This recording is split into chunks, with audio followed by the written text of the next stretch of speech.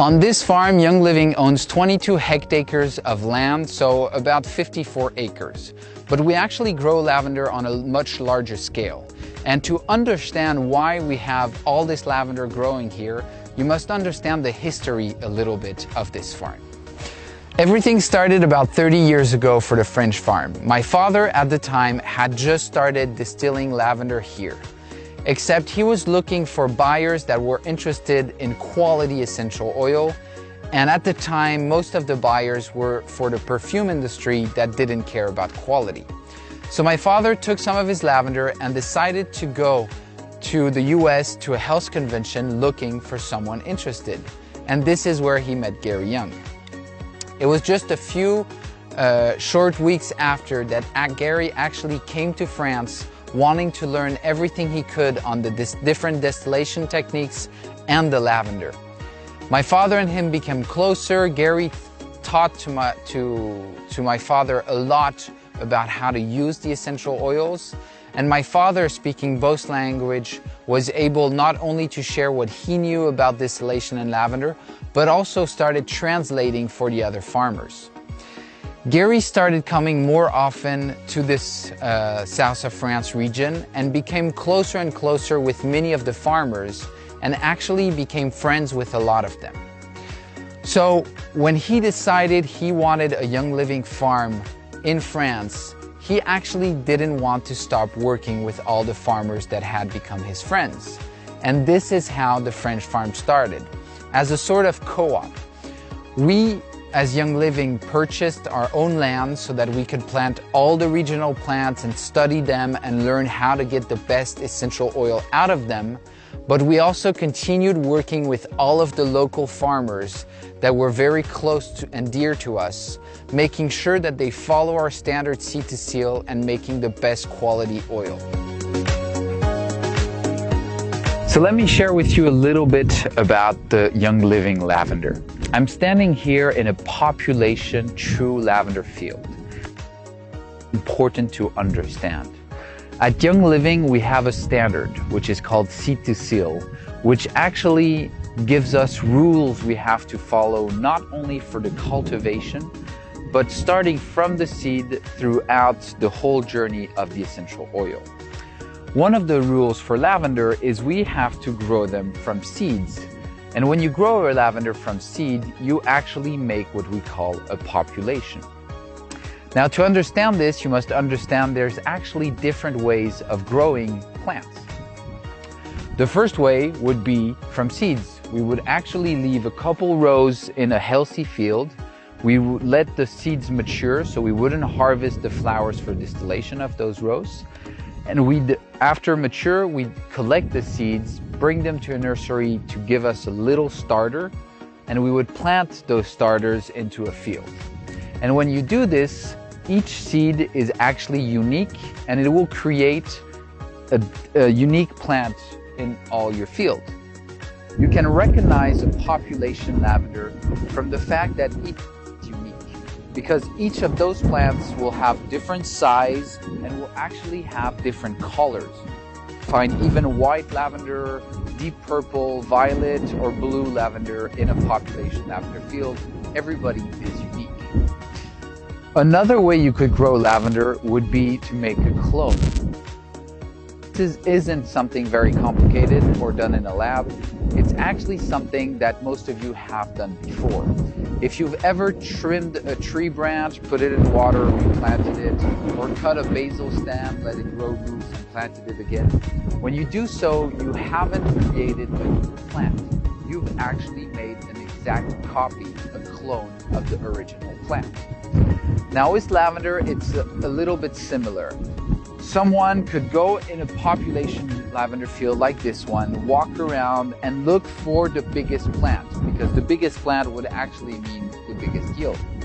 He would select a plant, and from this plant, you would cut all of the stems of that plant, bring them to a nursery, and each of those stems would become a new plant. And you would plant a whole field just from the clones of this lavender, which would mean all of the plants in that field would be the same size, the same color, and would produce the same oil. With the population from seeds, each individual plant is different and will produce a different essential oil.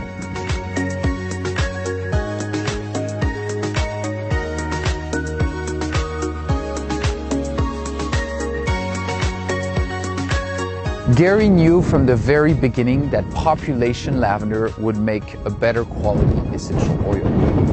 And I'm going to explain to you why. There's two main reasons. The first thing will be the quality of the essential oil itself.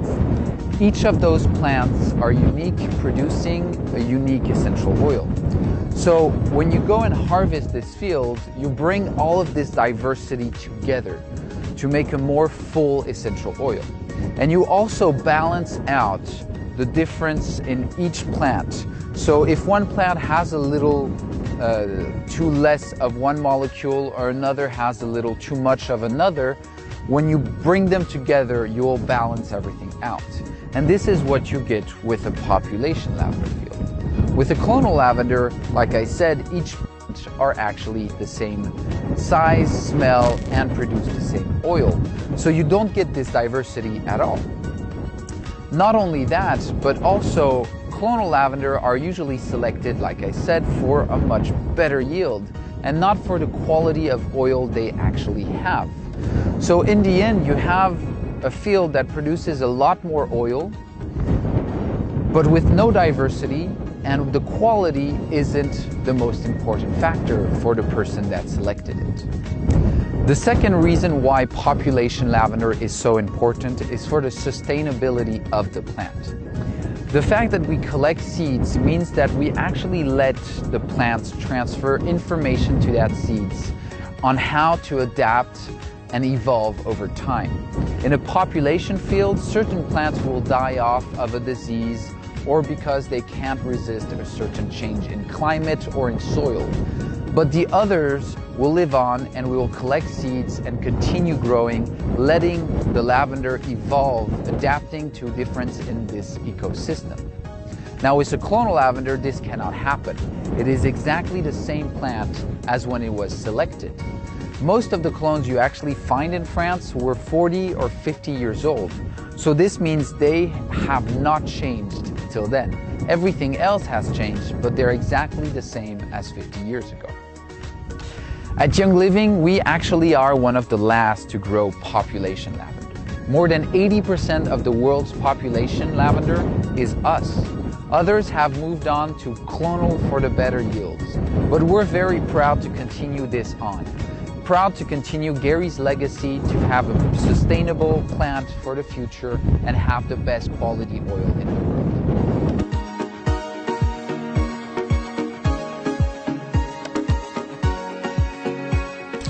If you've ever been to a Young Living distillery before, you'll notice a couple things that are different with this one. The main thing is standing next to me. It's actually those blue containers right there. These are actually our vats. So this means that the plant goes inside them during distillation. We have 7 of these vats. So we have 2 that can be at the distillery and 5 that can be out either traveling or in the fields getting filled. The way we can do this is that we will bring different vats to different farmers. They will fill them. We will bring them back here and distill. Here we are actually in one of those containers. I'm standing where the lavender after harvest would be. And I wanted to show you a little bit how this works. At the bottom here, you'll notice that we have 6 pipes running along the way of the whole container. Those pipes actually have holes along all of the tubes. And this hole is where the steam would come out of. So the plant would be here, the steam would be diffused throughout the whole container, making sure that it doesn't find the easiest way out. And the steam would then go through the plant, vaporizing the essential oil and carrying the oil out as it goes through it. During distillation, you actually need to control 3 key elements. Well, actually you need to control a lot more, but you have 3 main things that you really need to control, or else you won't be producing a good quality oil. Those are temperature, pressure, and time. To my right, you can see a boiler. This is actually how we produce the steam that we'll need for distillation. To produce this steam, we'll need water and we'll need a source of energy. At this facility, we use natural gas. The gas will heat the water into steam, and from this boiler, will come the steam. But we have some issues with the steam coming out. The first thing is that it's around 160 degrees Celsius. The second thing, it's around 8 bars of pressure, and the third, it's wet steam, which I'll explain what it is. These need to be changed. The first part that we'll do, which I'm standing next to, is we'll dry the steam, which seems very odd, but it is something that we do. Basically, we have a mesh system in which the steam goes through. As it comes out of the boiler, the steam will actually have some droplets of water that it's carrying, producing a wet steam. But as it goes through this mesh system, the droplets of water will be stopped and the steam will have only steam coming out. After this, we'll reduce the pressure to 8 bars, to 1 bar, and to close to 0 in the chamber. We actually don't want any pressure during distillation, or we might harm some of the lighter molecules that are in the essential oil. The temperature is the same idea. If the steam is too hot, we will harm some of the molecule or modify them, and we won't get the quality of oil we want. So we will bring that temperature down so that as soon as it enters the chamber, it is around 114 degrees Celsius. This is a good temperature so that the steam doesn't start cooling down and becoming water again, or that the steam is not too hot, harming the oil. And the last key element we haven't spoken about is time, and this one is very important. To understand it, you must understand that an essential oil is composed of a variety of different molecules. Some are lighter and some are heavier than others. Here on the farm, we distill lavender for about 1 hour. But this can vary according to how long it actually takes to extract all of the essential oil out of the plant. And this is something important because we don't want to leave any part of the oil inside the vats. In the past, people used to distill lavender for about 30 minutes because in the first half hour, you will actually extract 80% of the essential oil. The remaining 30 minutes of distillation we do is for the 20% that is left. Now, like I said, an essential oil is composed of a variety of different molecules, some lighter, some heavier. And what actually happened during distillation is that at the beginning, the lighter molecules are vaporized and carried out of the vat. And as distillation goes on, we have heavier and heavier molecule being extracted. So when people stop a distillation halfway through because they already have 80% of the oil and the cost of distillation is big, there's a problem. What they're missing is not just 20% of the oil, but it's actually mostly the heavier molecules that only come at the end of distillation. So for us to know how to distill a plant, first we have to understand how long it takes to extract all of the essential oil that is in that plant. I'm actually here in one of our fields in front of our beehives, and I have some lavender honey with me. And I wanted to talk to you a little bit about the bees we have and how we work with them. Because we actually have hives set up in almost all of our fields.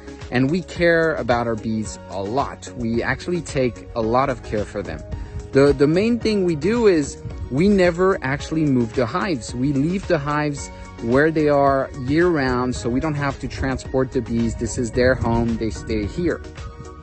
Another things we do is we never supplement them with sugar water. That means that we always leave enough honey for the bees so that they can pass all winter, feed themselves fine, and be in good health.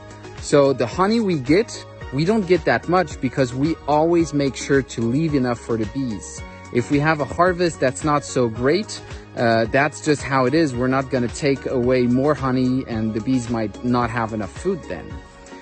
We also have brush systems in front of all of our cutting machines. So when we harvest the field like the one behind me, we would actually have a little brush that goes in front of the harvester. So to push away the bees before we cut so we can't harm any of our bees. The bees are so important for pollination. They're so important for a lot of things around here. So we want to make sure that we take extra care. The main reason we have bees is not really for the honey, actually. The main reason we have bees is because of how important they are for nature. So we want to make sure they're really healthy and going well. And then we just have an extra, which is our honey. We actually grow a big variety of plants here on the French farm. But all of those plants are actually local plants. This means that you can actually find them in the wild growing around the farm. If you were to walk on the hillsides around the farm, you would actually find a lot of wild lavender. Now, to name a few of the other plants we grow here, we have oregano, hyssop, clary sage, helichrysum, rosemary, and einkorn. This is actually an einkorn field I'm standing in. We grow einkorn first because it's delicious, and secondly because it's an amazing rotation crop for lavender. Rotation means that after we've had lavender for a field for a maximum of 10 years, we will take the lavender out and we'll plant einkorn for at least 2 years, bringing back different nutrients to the soil, adding organic matter to the soil before planting lavender or another crop in it.